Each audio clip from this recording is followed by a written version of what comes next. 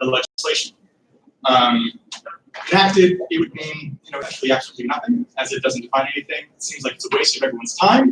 I recognize it is an election year, and this stuff has some propaganda value for you, but there's clearly no public mandate. There's overwhelming public support in the city of Troy for sanctuary to be declared here. And the Council President Mantello and Councilman McCullough should be embarrassed for bringing this to council and wasting everyone's time. Thank you. We appreciate that, and I would state, yes, and I would state on that now, just so you're aware, sir, it would put it on the ballot. So in response, I truly believe it would be open to the public. And saying that, this is for introduction only, okay? Hi, Dr. Laura Ravenel, I live on Madison Street. I'm also here to speak on local law 2, or the proposal for local law 2. I think you already know, based on earlier statements around sanctuary city legislation, that I disagree with the intent of this law or potential law. However, I'm here to speak about my concern with the drafting of the actual legislation. So previously, I was a policy analyst at the New York State Senate. Mantello, I believe you also work at the New York State Senate as a legislative director. I was confused and not really sure why such a piece of legislation does not entail any definitions, particularly as it's introducing a concept that is variably used in different statutes across different municipalities, counties, and states. It seems that even if it were to go to a referendum, it would need an immense amount more clarification about what actually is being discussed within this law. And so for that reason, I urge you to oppose it. Okay, thank you. Thank you. Would anyone else like to speak on any item on the agenda? All right, we're gonna close the public forum section. Mayor's report on the vacancies. I had those few questions, Mayor. I don't know if you or Andy want to address. I mean, clearly, there's some money saved. Just so folks are aware, I'd asked the total number of vacancies. We now know 7. 7. So that's good. How long have they been vacant? The chief actually has a spreadsheet, so they've developed over the course probably of the past 8 months with retirements or other departures. Okay. And you could follow up with us with that time frame if it's Sure, more. I think over the past, I looked at it quickly, I think since I've been in office, I think I've sworn in 35 officers. So a good bit of the force is new. So there's a regular rollover. And as the chief indicated, the challenge is you can't fill the spot until somebody has gone through the academy. The academy only opens twice a year, so we try to time our hiring a few minutes before the academy opens. Get people right into the academy. Yeah. Do we have a number how much the city has saved? I discussed that with Andy, and we're both of the opinion that there are so many variables. So we save money when we don't fill a position initially in the one-on-one line, but then there might be times because we're down a few people that we do callbacks and there's overtime, and it will depend upon the shift, it will depend upon vacation scheduling, training scheduling. So there are so many variables that I don't think we can come up with a number that I would have any confidence is accurate. The swing is quite wide. Money will be transferred from one-on-one to overtime. Some of that overtime is a result of vacancies, but also a good bit of that overtime is a result of putting extra units out in response to neighborhood concerns in the particular hotspots that the chief spoke of earlier. So, sorting all that out, there's so many judgments and estimates you make along the way, and then they ripple through the chain that it becomes a number that's fairly meaningless. Thanks, Mayor. Sure. And, the last one was the plan and the time frame, and I think the chief went through that. I think he did, and I just would want to reiterate, if he didn't say it forcefully enough, that we're very selective about who we put on the police force, and that serves us all well as a community. And I applaud the detail with which they evaluate candidates. I support that. The result is it takes a little bit more time to fill a position. And the result is that we might spend a little bit more on overtime. But we're making this is a marriage. We're with somebody for 20, 25 years. We want to make sure we get it right before we give somebody a gun and give them authority over people. So I think it serves us, their vetting process serves the city very well. I appreciate it. Thank you. By the way, I do like your tie. Council President, Yes, Councilmember Kennedy. can we offer the mayor to give an update on any other vacancies that are pending or being filled? And I guess citywide. city throughout, That were posted. there will be a new, if there hasn't been one recently right before the board meeting, there will be a vacancy list that will come out listing the number of positions that are vacant. I don't have any updates on those as I stand here. I didn't prepare for that question. Okay. And yeah, certainly we can follow up with the mayor on that. And the council meetings, we do get a vacancy Sure. list before each meeting. Thank you. Maybe we can put that on the agenda to discuss it a little bit more. Sure. Thanks. We'll put it in Councilmember Kennedy. All right, the local law, just so folks are aware, Councilmember Gully and I are sponsoring this. There's quite a long process to even act upon it. So this, honestly, I put it on tonight, so it's out there in the public, but officially it will be introduced only at the regular meeting. So tonight was an FYI, but certainly we want to open it up for folks to speak on, because that's what's going to happen after introduction. We'll have 3 public hearings. Councilmember Gully and I, if we need more than 3 public hearings, we'll do so. But we're definitely having one here, one in Lansingburg, and then one on the east side, South Troy. If we need more, I was thinking if we wanted to do one in North Central, do one in Little Italy area, it's totally up to the council. So there will be a minimum of 3 public hearings. The dates, I'll send them to council members for the introduction of the local law for the July council meeting. And so saying that, I wanted to at least get it out there, get it rolling. It'll be introduced, like I said, in July. No vote. After the 3 public hearings, it will come to the council for a full vote. And then if the council votes it down, it essentially would put it on the ballot. And, you know, I was asked, just so folks are aware, why prohibiting?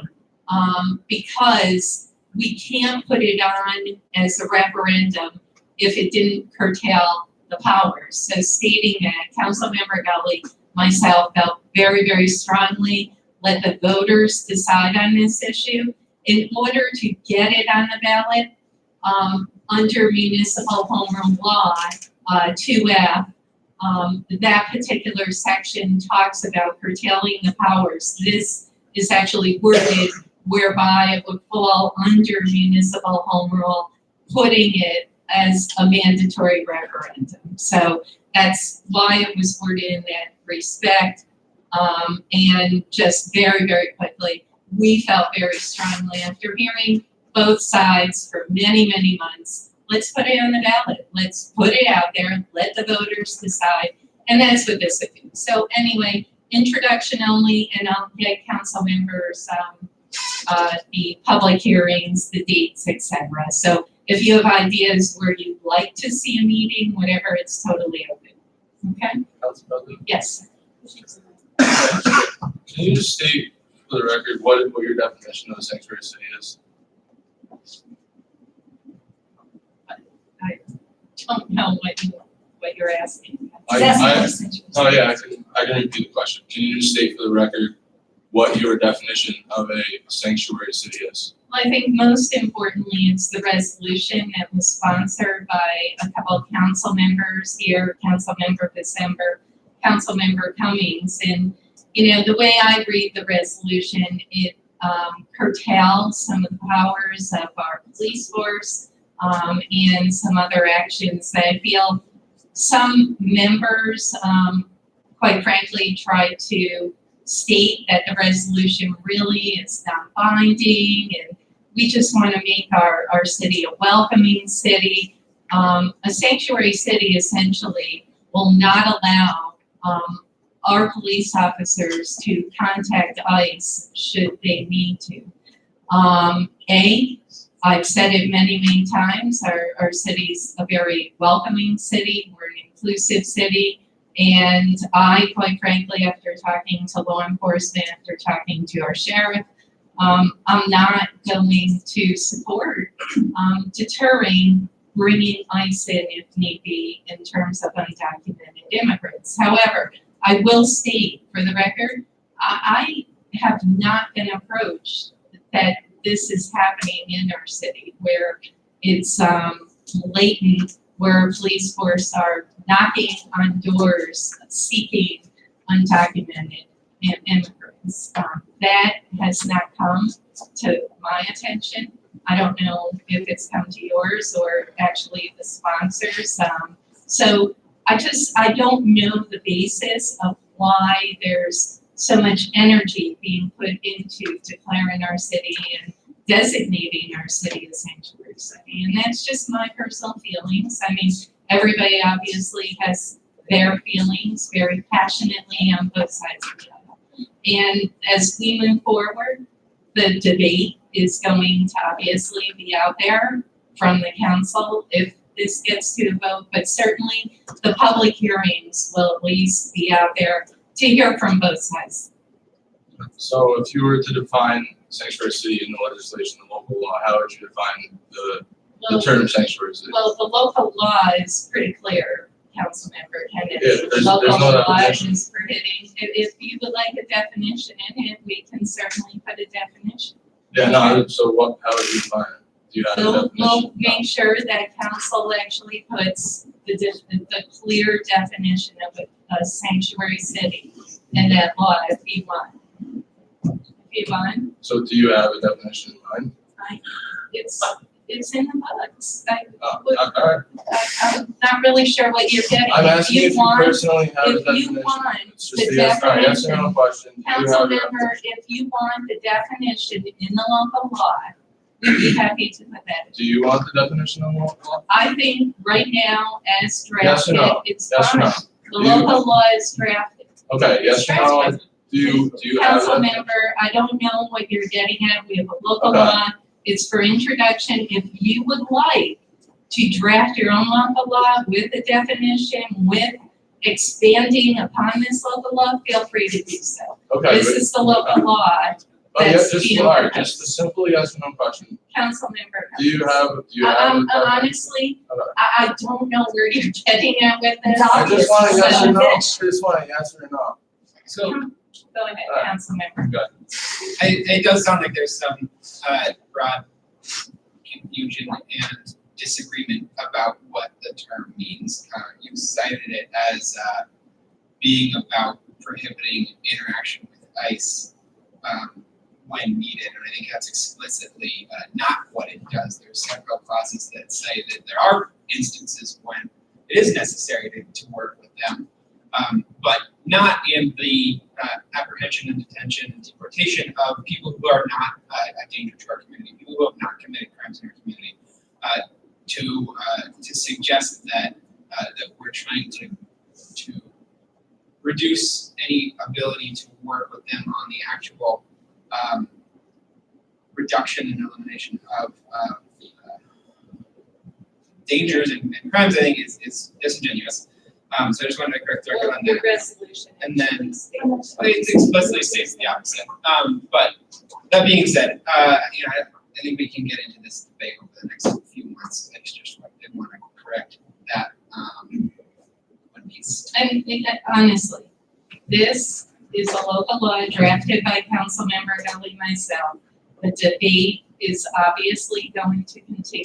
There's going to be 3 public hearings. The local law, if anyone else, you drafted a resolution, Councilmember December and yourself. You have your resolution out there. If Councilmember Kennedy wants to draft legislation talking about the definition, that's fine. we're all obviously eligible to draft legislation. Council President. Councilmember Garrett, actually. And then I'll be after. So, okay, so what you're saying is you wanna have 3 meetings, to take place and get the community's vote, is what you're asking for? Or you- Yeah, how the charter, I'll explain it, to have a local law, council member, first step is to do this, to just draft the local law, put it out there. Frankly, I didn't have to by charter put it on tonight's finance, but I wanted to, I wanted to get it out there as soon as possible. Councilmember Galina, saying that it will be officially, you have to introduce it at a regular meeting. So the local law will be introduced at the July regular meeting. At that meeting, 3 public hearings at a minimum have to be scheduled.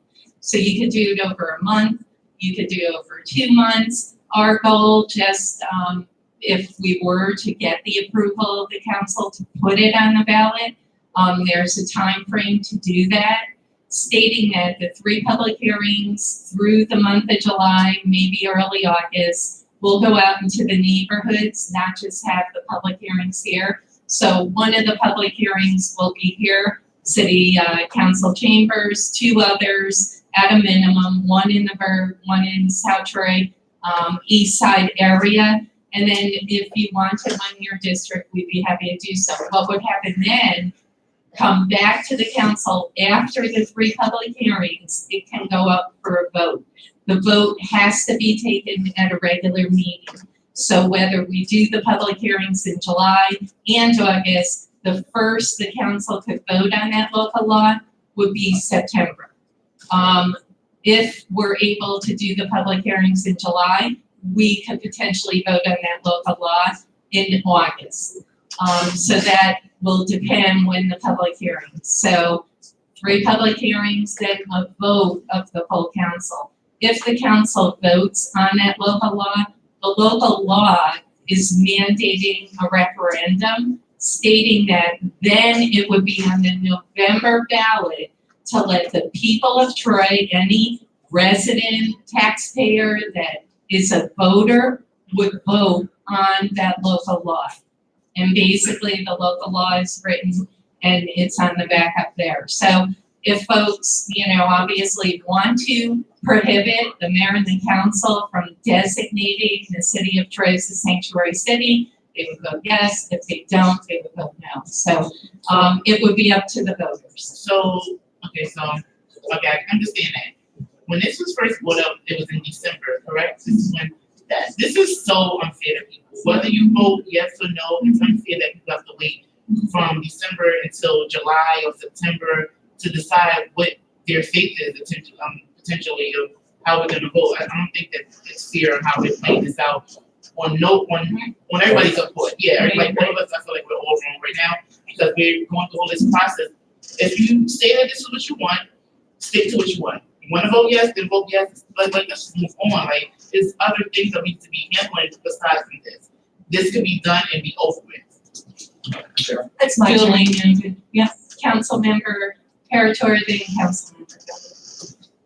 The people of Troy already did vote. They voted November 2017, and they voted in a Democratic majority that is in support of the sanctuary city resolution. So the idea of saying, let the people vote in November undermines the whole process of voting and electing elected officials. I am representing the 674 people who voted for me. And by the way, in District 3, I've counted 54 emails, letters, phone calls from people in my very privileged district, with the exception of 2. Very supportive of the sanctuary city. Why has it taken so long? Absolutely, let's do this. The only email that I got opposed to it was from a former Republican mayor of Troy, Mr. Tutunjian, in my district. So yes, I am representing the people of the District 3, I guess particularly the 674 who voted for me. But when I took an oath of office, I didn't say, I'm gonna represent 674 people. I took an oath to abide by the Constitution of the United States, New York State, and the laws of Troy. So I'm sorry, but the way this is getting played out now, we're gonna have hearings. Like we haven't had hearings for the last half year. This was proposed last December. People are living in fear in this city, and it's not right. And it's not fake news, it's real news. And I am adamantly opposed to this charade of public hearings, and let's put it on the ballot. That is a complete political maneuver because it's an election year. Okay, thank you, Councilmember Peritorin. Just so folks are aware, if Councilmember December, Councilmember Cummings, and Councilmember Peritorin want to put it up for a vote, you can. You've had every opportunity every month to untable this resolution. I cannot agree with Councilmember Garrett Moore. In my release, I said just that. Put it up for a vote. Everyone knows my position on this issue, Councilmember Kelly's position. If you put it up for a vote and it passes, that's fine, because this local law is still moving forward, and if the council passes the local law, it does nothing to retract your yes vote for sanctuary. What it would do is still put it on the ballot. The people of Troy would still have a say, and guess what? If the people of Troy said no to sanctuary city, it would immediately retroact your vote. Councilmember Gully. I agree with Councilwoman Garrett. We've been going on with this way too long. The push on the local law was a defining moment to get this in front of the people of Troy. Although we want to talk about sanctuary city new expert definition, there really is no precise legal definition of sanctuary city. I think we probably both know that. But there's a legislative piece that says that this is a process that will create laws to protect undocumented immigrants. I'll be the first to say that our federal program is broken. It's in shambles, and our immigration process needs to be overhauled. But I don't know if it strengthens down to us at a municipal level here in Troy to try to push that or try to be the defiant one against what they need to do to make it right. Because if we make it right, then we don't have half the problems that we have today with people having to go undocumented. And there's a lot of great people. I had a friend of mine that was deported back to Mexico. He's a great worker, worked all the time. We talk by phone. He's now processing the paper. He's sorry to pay the $800, but he's processing the paper to do it right. And I can understand that because he misses his friends. He misses the opportunity. We worked for $25 an hour here. He's working for $15 a day in Mexico. And he understands the variance of living in America and doing things properly. And I can agree with that. As far as I'm confused because with the emails and the information and the people I talk to, I've heard numerous people that support Sanctuary City say we have an overwhelming majority. We have an overwhelming majority. Well, if you have the overwhelming majority, you shouldn't fear putting it in front of the majority, in front of the people of the city, and let them tell you how they feel. And I will tell you, as far as the Democratic majority putting this on the table after you were elected, if you had talked about this before you were elected, you probably wouldn't be in those seats. And that's my point. Yes, I did. Councilmember Peritorin. Would anyone else like to speak on any resolution to Councilmember Garrett? So you all do know that we sat here, maybe the last meeting or the meeting before last, we took a photo with the ladies who sponsored the program up at Prospect Park for the Caribbean Day Festival. Yes. We all took a picture with them, and they could be the very people that we're talking about, whether we vote yes or no about. So I think we need to be mindful that when you're saying about sanctuary city, it's not just for a particular type of people. It's about a lot of people that are being targeted because of where they came from and them being here. I feel like this is a bigger picture. We just seen on the news last year or the beginning of the year about the cook that was in Albany. Like, he played a major factor in what was happening in that community, and the people that supported him helped get him back over here. So I don't understand how can we one hand say, oh, we're gonna make some local law about something and make decisions on everybody's, we're doing it on our personal opinions, it's not actual on what is needed for the community. What's needed for the community is that we all work together. It's, all of us are sitting up here, we got picked, well, except for me, but you guys got picked to represent the district, so it's like, if we're gonna represent the districts, let's represent the people together. We shouldn't be going back and forth about what are we voting on. Let's make the vote and get over with it. Because you got people's lives that's like standing in the balance right now. And it's not fair. It's not fair. Thanks, Councilmember Garrett. Council President, Excuse me, I was. Oh, I didn't know You who had was to speak, I'm sorry. Councilmember Territory. I'm so sorry.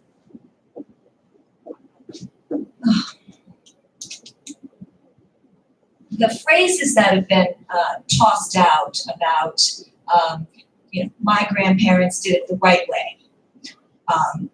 Or, everybody has to get in line, make it fair. If people even read the newspaper, you know that the vast majority of immigrants coming to the United States are not able-bodied Mexican men starting drug programs. They are poor, frightened people from El Salvador, Nicaragua, Honduras, who are in destitute poverty, women being raped, people living in fear of brutal regimes taking over their cities, and they're told that there's a possibility for a new life for you and your family in America. America. And they hear that if they have a certain amount of money, somebody's gonna help them escape. A mother gets her 2-year-old child, she pays her last bit of money to a smuggler who in the dead of night helps them with others get to El Paso, only to be met by a ridiculous wall of China wall and police officers who are separating mothers and fathers from their children, Now I ask you to think, if you were in that situation with your 2-year-old child and your 2-year-old child gets ripped out of your arms and taken to one detention center somewhere, and you go to one over here, both in terror, and the adults are in detention centers. There was one that was supposed to house a minimum of 125 people, and there's documentation, not fake news, TV cameras showing it, 350 human beings in a space made for 150, standing room only, standing on toilets, squeezed in, sweltering heat, limited water, no food, and you thought you were coming to America to escape drought and poverty and rape and abuse, and you don't even know where your children are. People realize that 6 children, young, light brown children have died in these detention centers in America, El Paso, Texas. What more do we need to discuss? Obviously, this is Troy, the home of Uncle Sam, who isn't some caricature Disney made up. He's an actual person, Uncle Sam Wilson. And for various reasons became the iconic symbol of America. Yeah, and so elected officials walk with the little flags on Flag Day parades. Is that being patriotic? Or is being patriotic standing up and speaking out for justice and freedom for all human beings? What was the whole purpose of the Statue of Liberty and welcoming the teeming, impoverished people to our shores? Yeah, we are all immigrants, unless there's a Native American sitting in this room who actually lived here. We were all immigrants. And it is not the same playing field that our grandparents went through when they came in through Ellis Island from Italy, Ireland, Poland, Germany, name the European country. It's a vastly different experience. My daughter-in-law, Beijing, China, she has friends that have waited now 10 years in America for their final citizenship. These are well-educated young people who have bachelor's degrees from universities in other countries and come here to get a master's degree, to employment, they didn't come here to go to Disneyland. They came here for jobs, and they are contributing members of our country, and they're waiting 9 or 10 years for final citizenship. How the heck do you expect poor people in Troy to get through all the things they have to get through to get that final card? So to say everybody's got to get in line, don't get, that's ridiculous, and it is obscene, reprehensible. We should bring this to a vote. It should have been brought to a vote months ago. It should be brought to a vote, and this council should vote on it. Thank you. Thank you, Councilmember Parator, and I think many of us probably feel very similar on many fronts of what you just spoke about. But I'll say it a million times: our immigration policies at the federal level are broken. By designating Troy a sanctuary city, that is not going to rectify many of the issues that you just mentioned. Council President, when you're done. Councilmember December. Oh, excuse me. It won't rectify those issues, but it'll do what the goal of this resolution is to make people feel safe in the city that they live.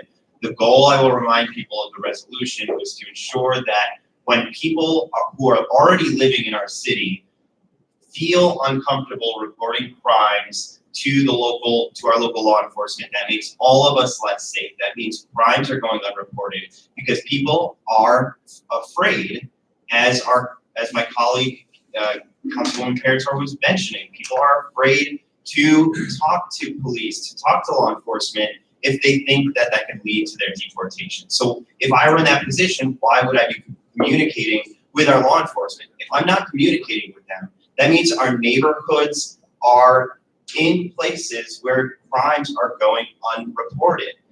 If people don't feel they can report crimes, if people feel that they can't serve as witnesses to crimes, that makes all of us less safe.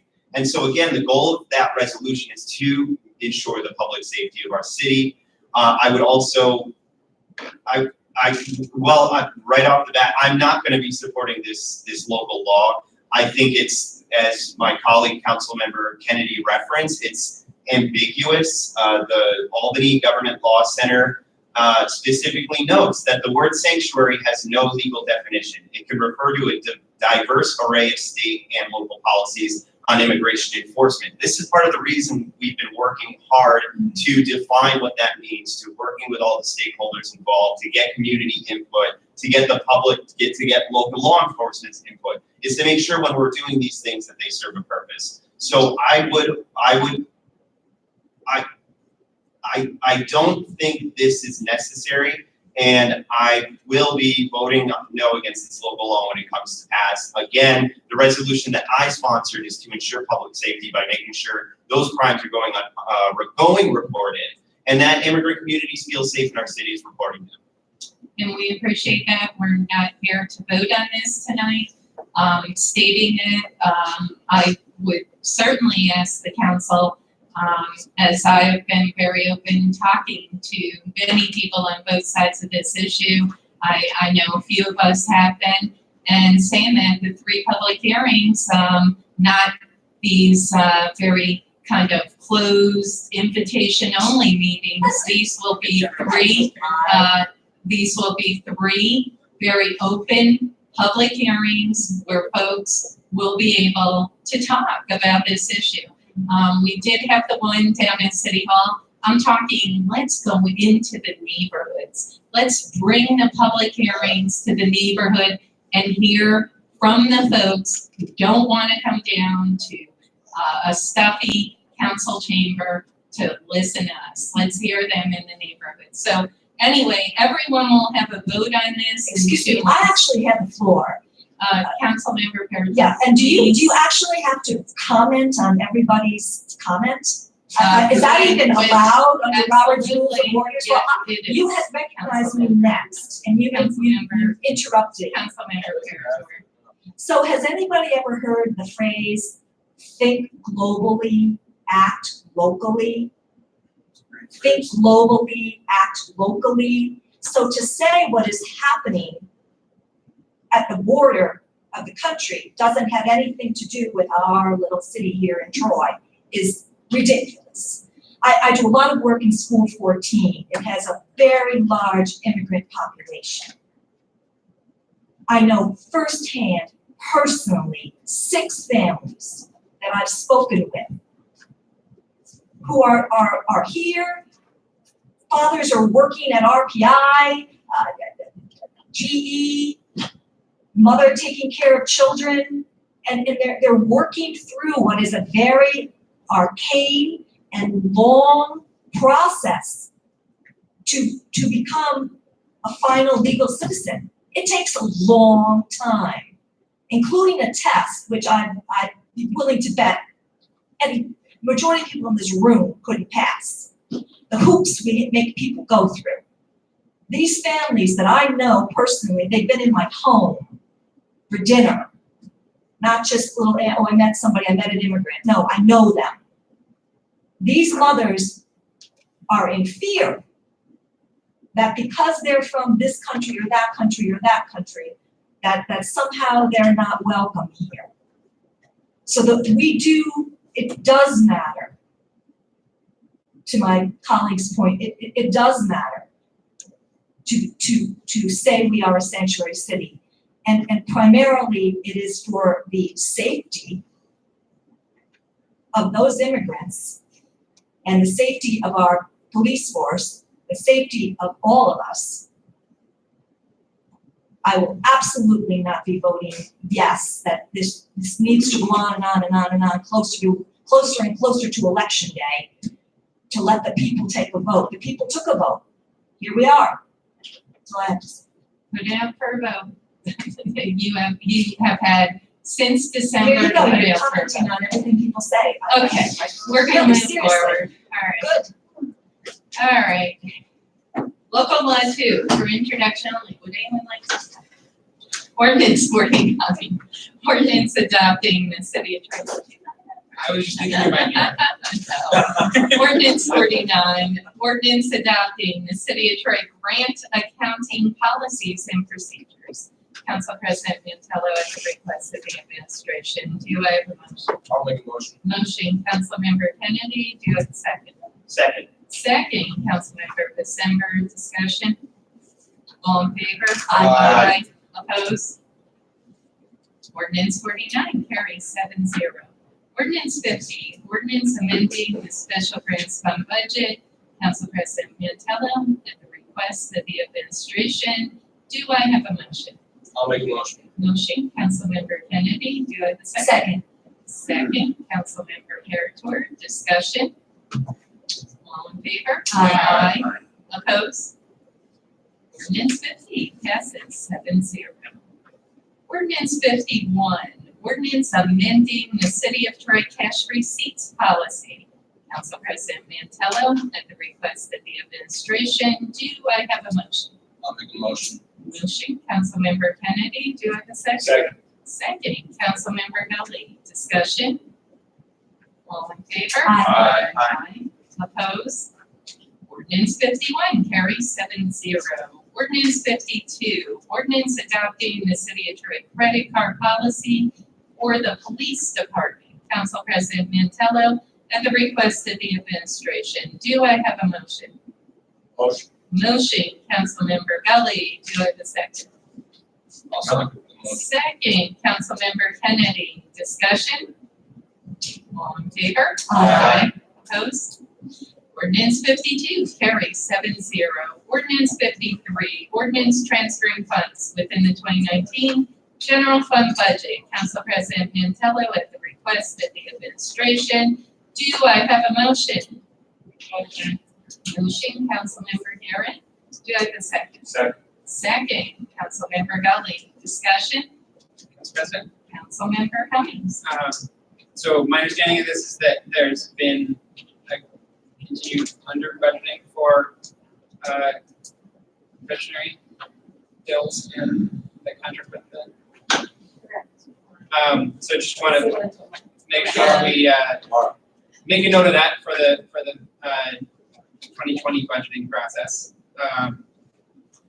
And then I think I already addressed my question. Yeah, on the confidential funds, thank you, I was going to ask about that also, very good. Further discussion? All in favor? Opposed? Ordinance 53 carries 7-0. Resolution 40, resolution authorizing the mayor to execute a wide parking lot use agreement with 33 Second Street. Council President Mantello at the request of the administration. Do I have a motion? So moved. Motion, Councilmember Perrottet. Do I have a second? Second. Second, Councilmember Garrett. On this, I expressed some concerns and we kind of, went back and forth, the deputy mayor and myself. What I am going to do is circulate the email. I think everybody was on it, but I'll recirculate it as an FYI. So just so everybody knows where our conversation went with that. Further discussion? All in favor? Aye. Opposed? Opposed. 6-1, resolution 40. Resolution 41, resolution authorizing the mayor to execute an agreement with Rensselaer County Sewer District 1 for utilizing the city's computerized water and sewer billing and collection system. Council President Mantello at the request of the administration. Do I have a motion? I'll make a motion. Motion, Councilmember Kennedy. Do I have a second? Second. Second, Councilmember Perrottet. Discussion? Council President. Yes, Councilmember Cummings. I'll just mention for I know we've talked in the past about our online bill paying system. Is this the online bill paying system or computer or more record tracking? It's just. It's an agreement with the county. Right. It's the internal software, right? This is the agreement for the county to pay the city so we can process their water. The county sewer Right. is part of the city's water bills. It has nothing to do with online payments. So it's worded as our accounting system. Gotcha. Further, no, go ahead. You sure? Further discussion? All in favor? Aye. Opposed? Resolution 41 carries 7-0. Resolution 42, resolution authorizing the mayor to execute an agreement with the Mohawk Hudson Humane Society. Council President Mantello, at the request of the administration, do I have a motion? Motion. Motion, Councilmember Garrett. Do I have a second? Second, Councilmember Perrottet. Discussion? Council President, Yes, Councilmember DeSenza. is this our annual contract with Mohawk? Has anything changed? It's not annual, but I thought it was every two. No, it's more just. Thank you, that's why, okay. We won't Nothing announce changed. that. It's, identical last year. They have a reason. Okay. Thank you. Is there a reason it's late or just? Okay, fair enough. Chair. Yes, Councilmember. Mara, I know last time this contract came up, we talked about maybe reaching out to other establishments to see if there's anything we could do with the housing and the animals. Was any of that, was any information, or do you have any They information? did take a look at that, the law department and my office as well. There really isn't, to comply with New York state law on housing the volume of dogs that are picked up and housing them according to the standards that we're required by law to maintain, and I think we would all want to maintain that. It's simply not feasible. Yeah, they really did single source. How many dogs did we bring over there this year? or last year, I'm sorry. I could get you the information for the right Fine, you meeting. just send it I out. don't have it off the top of my head. Fine, that's great, thank you. Yeah, and I believe, Mara, you did a really thorough analysis. That'd be great if you could re-forward that. It was very, very Yeah. helpful. Numbers of how much it costs. Thank you. That would be extremely helpful. Further discussion? All in favor? Aye. Opposed? Resolution 42 passes 7-0. On a housekeeping note, I would throw it over to Councilmember Garrett. I'm gonna put you on the spot about North Central Day for anyone out there that wants to hear about it for Saturday. Hope everybody can come out. It's June 22nd, Saturday, June 22nd, at the 7th and Eagles Park from 12 to 6. If you can't come for the whole time, just come for an hour to show your face. It'd probably be nice if whoever's running in November come out. Just saying. Thank you. I'll take a motion to adjourn. Make a motion. Motion, Councilmember December, may I have a second? Second. Second, everybody. All in favor? Aye. Opposed? Finance means opposed. Thank you.